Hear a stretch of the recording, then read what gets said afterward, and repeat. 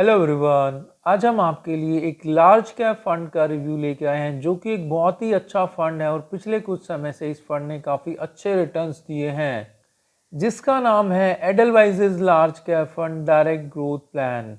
सो आज इस वीडियो में हम आपको बताएंगे कि क्या इस फंड ने अभी अच्छे रिटर्न्स दिए हैं या पास्ट में भी अच्छे रिटर्न्स दिए हैं, और इस फंड का आपको डिटेल रिव्यू देंगे ताकि आप ये डिसाइड कर सके कि इस फंड को अपने पोर्टफोलियो में रखना चाहिए या नहीं। और लास्ट में हम आपको अपना ओपिनियन भी देंगे कि हमारे हिसाब से ये फंड कैसा है।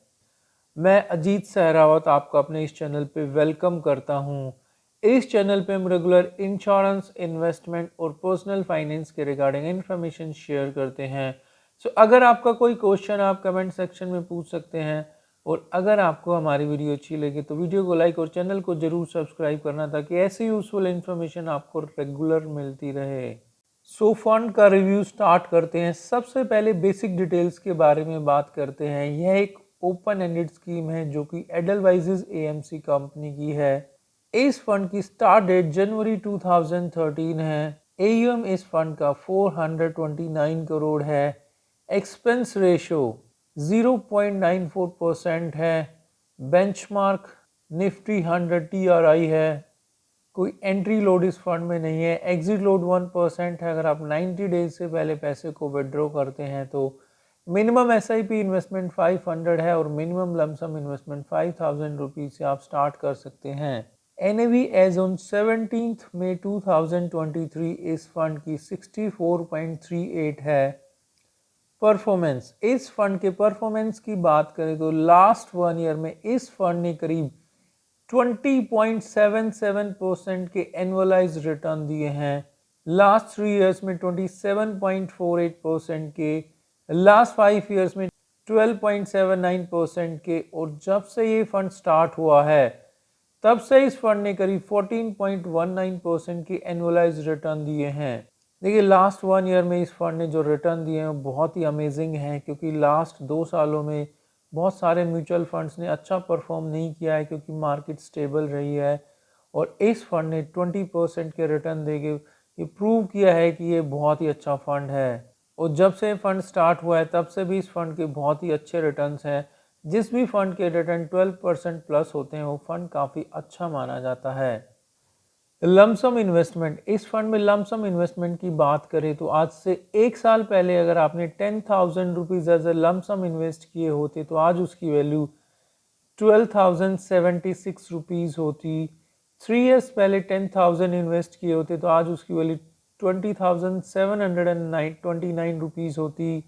5 इयर्स पहले आपने 10,000 एज ए लमसम इन्वेस्ट किए होते तो आज उसकी वैल्यू 18,260 रुपीज़ होती।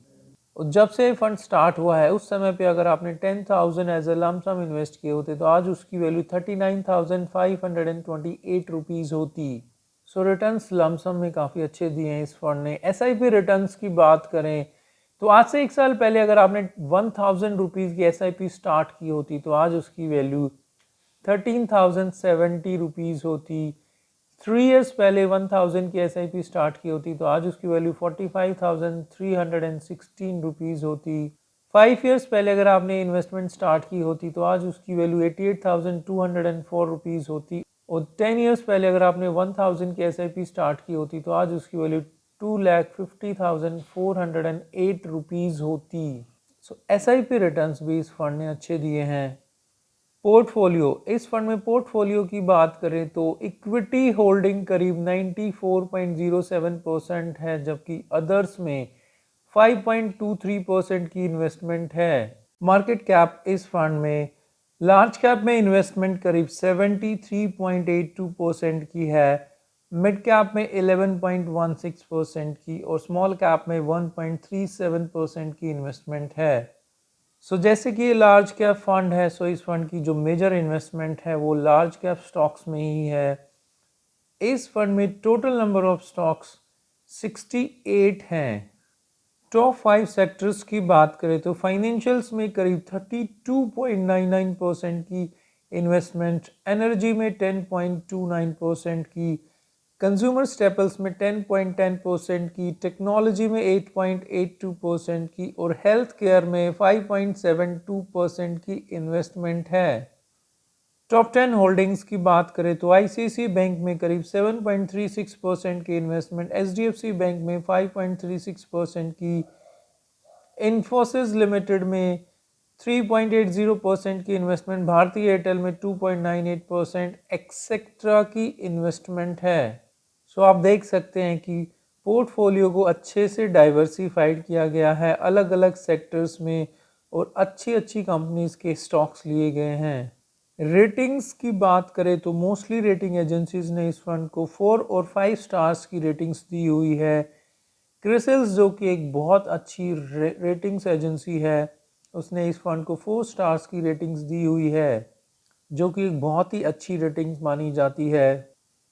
फंड मैनेजर्स, इस फंड के फंड मैनेजर्स की बात करें तो इस फंड को 2 फंड मैनेजर्स मैनेज करते हैं। पहले हैं मिस्टर भावेश जैन जी, जिनको करीब 10 साल का एक्सपीरियंस है और ये करीब 51 स्कीम्स को मैनेज करते हैं और एयूएम करीब 19,866 करोड़ का एयूएम मैनेज करते हैं।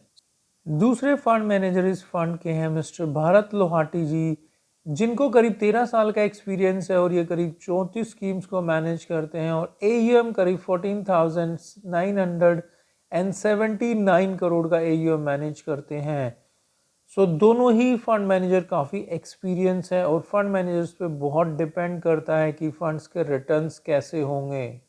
रिस्क रेशो, इस फंड का रिस्क रेशो की बात करें तो स्टैंडर्ड डेविएशन इस फंड का 15.49 है, जबकि कैटेगरी एवरेज 15.19 है।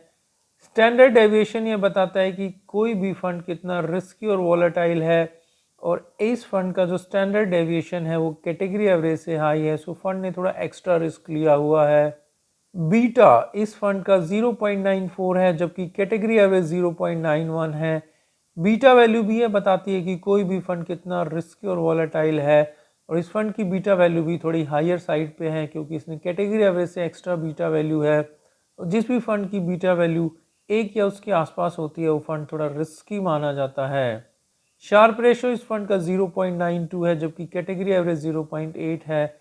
शार्प रेशो यह बताता है कि कोई भी फंड रिस्क को एडजस्ट करके कितने अच्छे रिटर्न्स देता है और इसकी वैल्यू जितनी ज़्यादा होती है उतनी अच्छी मानी जाती है और इस फंड का शार्प रेशो अपनी कैटेगरी एवरेज से हायर साइड पे है, सो अच्छा शार्प रेशो है।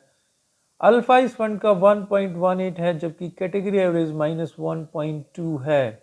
अल्फा वैल्यू ये बताती है कि कोई भी फंड रिस्क को एडजस्ट करके अपने इंडेक्स से एक्स्ट्रा कितने रिटर्न्स देता है और इस फंड ने अल्फा अच्छा जनरेट किया हुआ है। सो ये था एक review Edelweiss large cap fund direct growth plan का। जैसे कि हमने आपको बिगनिंग में बताया था कि हमारे हिसाब से इस फंड को अपने पोर्टफोलियो में रखना चाहिए या नहीं। देखिए, हमारे हिसाब से ये फंड अच्छा लग रहा है, सभी पैरामीटर्स में ये फंड अच्छा परफॉर्म कर रहा है, बट ये हमारी अपनी ओपिनियन है। आप अपनी इन्वेस्टमेंट अपनी स्टडी के बाद ही कीजिए। लाइक और सब्सक्राइब कीजिए अगर आपको वीडियो अच्छी लगी हो तो। Finally, thank you for watching.